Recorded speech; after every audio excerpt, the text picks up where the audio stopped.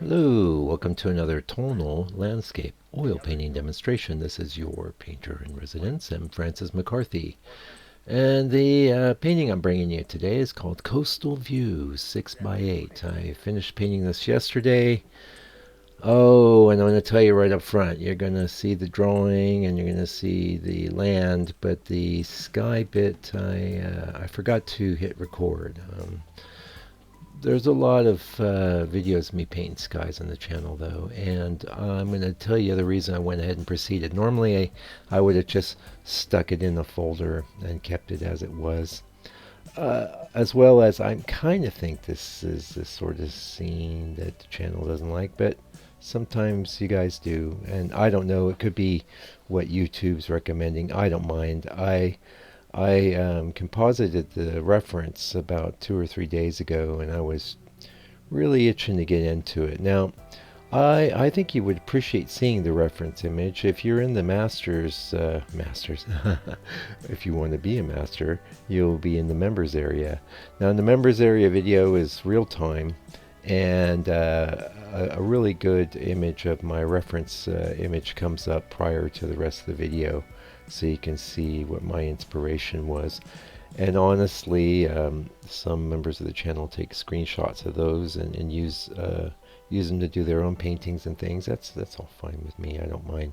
I think your painting is going to come out completely different anyway. So, but and that said, I think there's a lot to be said for one of the biggest aspects of painting is finding the scenes that you want to paint. Now, it's not as critical to me as some other aspects, but more and more, since I've been painting quite a long time, I just know what I don't want to paint, and so I don't paint it. By the way, you see this tree that we're doing here? I had another little tree down there. It was in the reference, and I decided to take it out. I just felt it was distracting. Yeah, I'm trying to make it work, and funny enough, it's like a little beautiful scene within the scene. I might just go in and crop that out and blow it up using a gigapixel or something, and make a painting out of that. I do well with these kinds of scenes. The coastal trees do well for me out here, especially in the summer months. So, but I do want to say I've got some really awesome, just straight up traditional tonalist riffing coming up, and we'll talk about that more in a minute. So what I really want to talk about now is what I'm painting on. This painting is done on ACM, which is basically an aluminum sort of board with a plastic core. It's some sort of plastic. It's very lightweight, very rigid, very smooth. And a lot of sign painters use it. Also, you can buy boards prepped. I think Natural Pigment sells them, and probably lots of other people do. And when I was interested. I've been wanting to jump into it for a little while, and I'll talk about why. You see, we missed the sky, but I did a fade for you, so you won't even notice. And you'll get more time to see the whole land get painted. And after I finish talking about ACM, I want to talk about the reference thing again. I have some points I want to make about this painting in particular that I think you'll find helpful. The ACM, so I got the, I went to my ply person and I got a little test sheet, and I had my friend cut that with a saw, and it was a bit ragged, but I made a painting. Unfortunately, that painting got messed up in the process of getting copied to the computer. The videos, the painting's fine.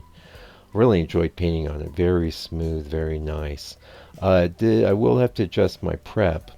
When you're initially prepping, it seems like you can scratch right through the acrylic paint, but after it has a little while to cure, it's quite tough. It's fine. And so what's my attraction to the aluminum? Well, some of the longest lasting paintings, oil paintings there are by Van Eyck. He painted on copper. So painters have been working on metal for a long time. I really like MDF, and to me, this ACM has all the pluses of MDF. It's slim, it's lightweight, it's not warping, but it has another huge advantage in that water's not going to mess with it at all. Humidity's not going to mess with it at all. Once it goes in the frame, it's relatively safe.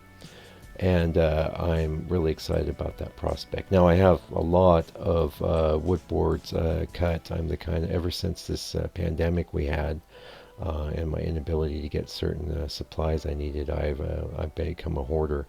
If there's a paint color I use or a type of board or a brush that I like, I have lots of it. So if anything like that goes down again, I want to paint my way right through it. You know what I mean?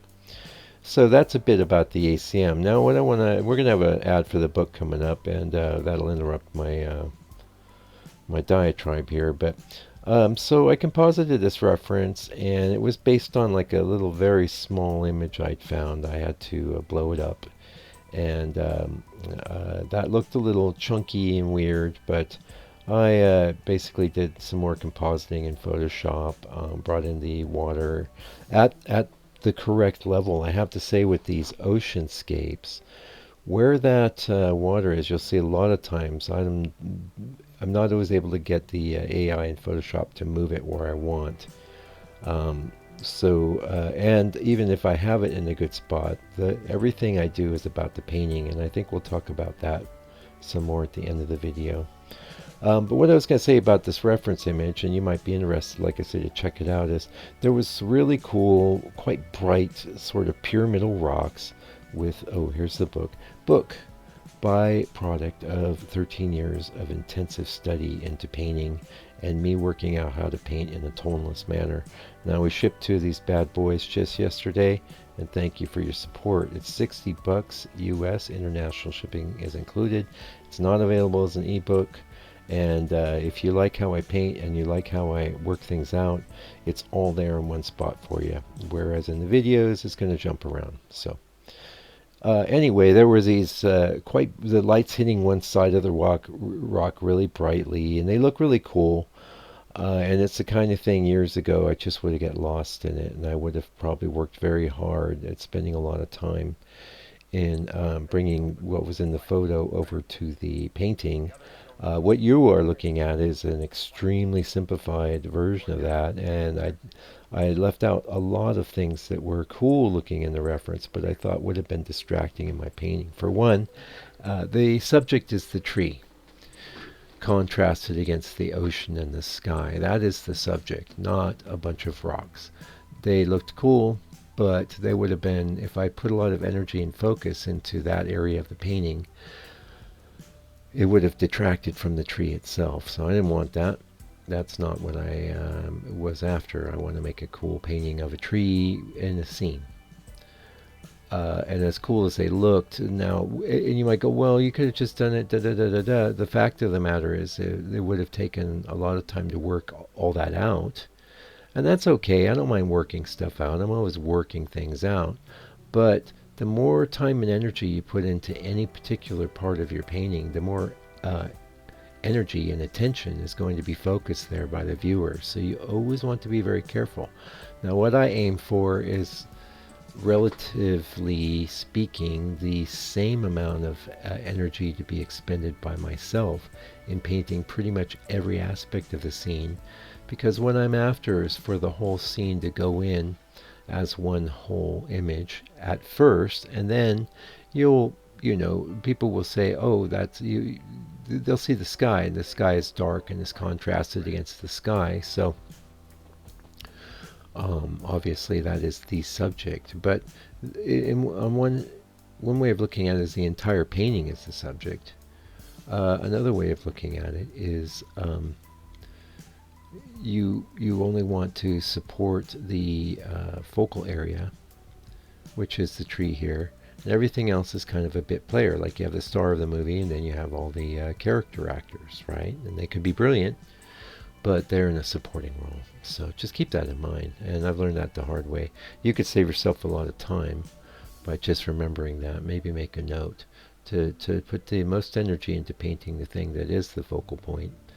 And ideally, you want to distribute that energy evenly throughout the painting with an emphasis on the focal point. Yeah,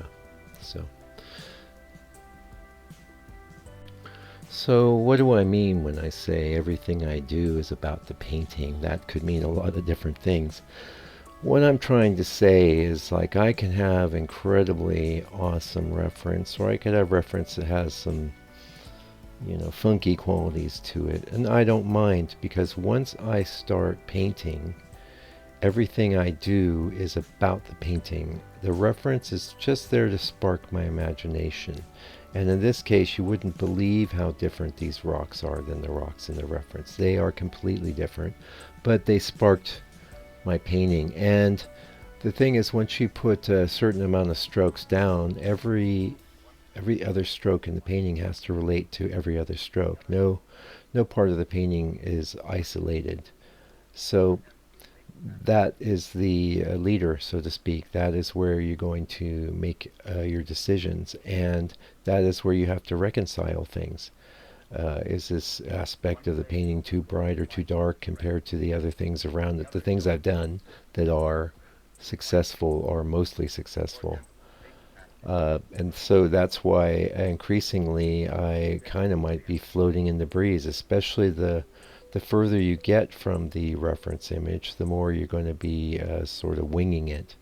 And I don't mind that. I'd rather wing it and create my human expression. Yeah. And the reason I bring up human is I have been playing around. I've been using the AI capabilities in Photoshop. Say, oh, I want to change anything in the background, or I want to. It's no good at creating scenes entirely, I would say.